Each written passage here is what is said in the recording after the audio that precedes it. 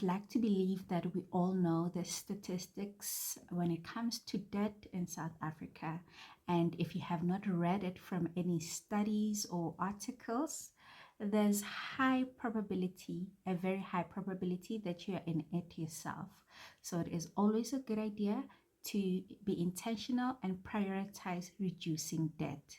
And in today's video, we are talking 2 methods you can use to be intentional towards paying off your debt.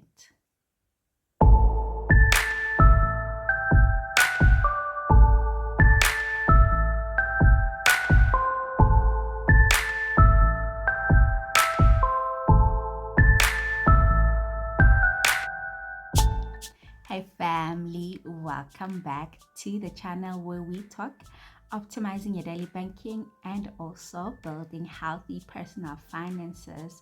My name is Mogale, and if you are new here, welcome. You can just make yourself feel at home by clicking that subscribe button and making sure that you ring the notification bell. And if you find value in my content, please do share it, because sharing is caring, and we are building financial literacy one video at a time. When it comes to paying off debt, there are multiple ways to do it, right?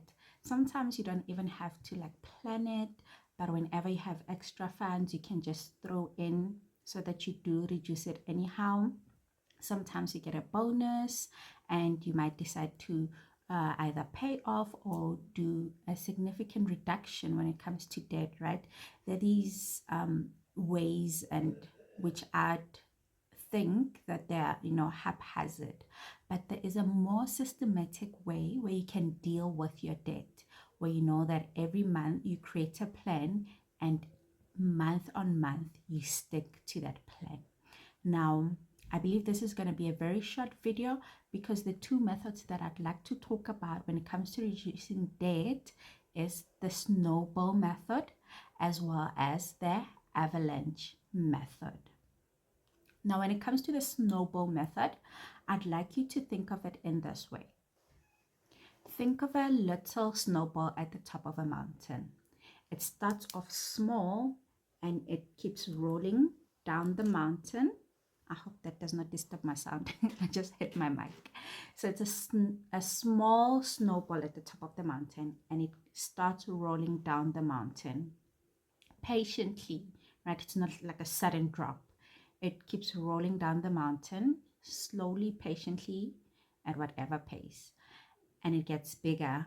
It accumulates and gets bigger and bigger and bigger and bigger, right? I'd like you to associate that picture with patience, as well as more patience, right? And on the other hand, think of an avalanche. An avalanche is just an instant collapse, right? It's not systematic like the snowball rolling down the mountain. It is just an avalanche is more of a tumbling down, right? Think of a literal avalanche where it's a snow on the mountain, and the snow comes tumbling down. It's uncontrollable. There is nothing systematic about it. It's just rapid and uncontrollable like that. Now, snowball, that method in this context, in the debt paying context, means you paying off your smallest debt first. Not smallest in terms of amount necessarily, but the debt that has the smallest interest rate. The idea behind this is that you pay it after you have paid it off. If you have more than one debt, you keep, after you have paid it off, you roll over the money that you were using to pay off that debt with the small interest rate into something else.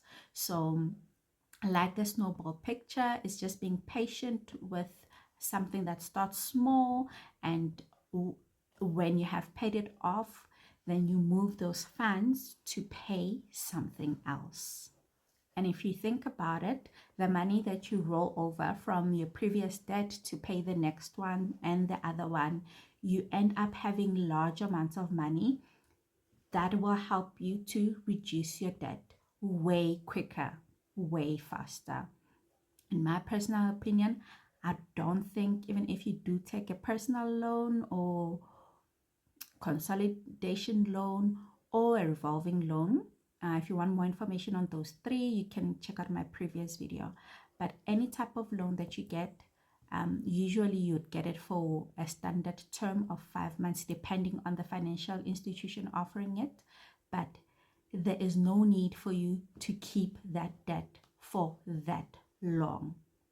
There's always a way where you can plan around reducing it faster than the term you're given. And in the long run, you are saving on future interest, and the debt actually ends up costing you less than what it could have if you kept it for the term that you were given. So basically, to wrap up the snowball is, here's an elephant before you. How exactly do you eat an elephant? And it's one small bite at a time. Now, moving on to the avalanche method. The avalanche method is when you decide to attack the debt that has the highest interest rate. This means that when you look at your debt and you see when you sit down, look at your debt and compare, and you see the one with the highest interest charged, you might decide that you want to start with that so that you can have funds available to use for your other debt, or just, saving for your emergencies, or just to have extra funds for you to use throughout the month. So with the avalanche method, you have an elephant before you, and how do you decide to then eat it? You decide big bites, big chunks at a time. And just comparing the two methods, mostly the snowball is the one that is highly recommended, mainly because when you pay off your small debts, it can be easily achievable. It can be quickly achievable, so that you do feel, as you go along in paying your debt, that you can see that you can actually do this thing.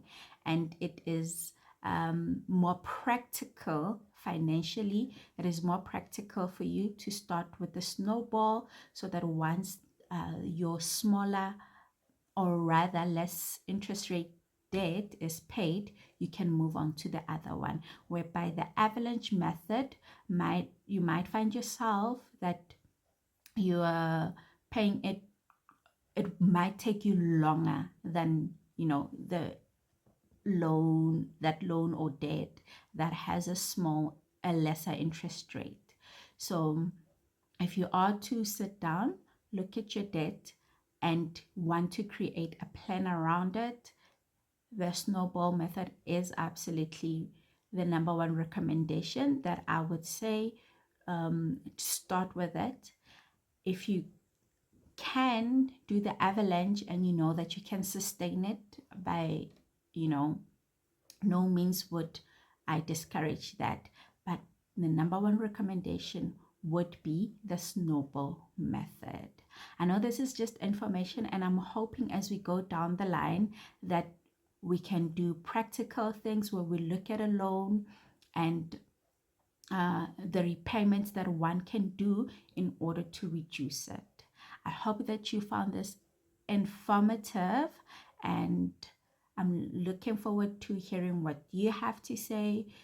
If you do have a debt and you don't mind even sharing, even so that we can go through some things together and apply these methods, please do let me know, and so that you can see the practicality of these things. Because I know now it's just information, it's just this method versus that method, but they are truly practical if you sit down, look at your debt, and create a system around it. Thank you so much for tuning in. Don't forget to like, subscribe, and also share the content. And I'll see you in my next upload.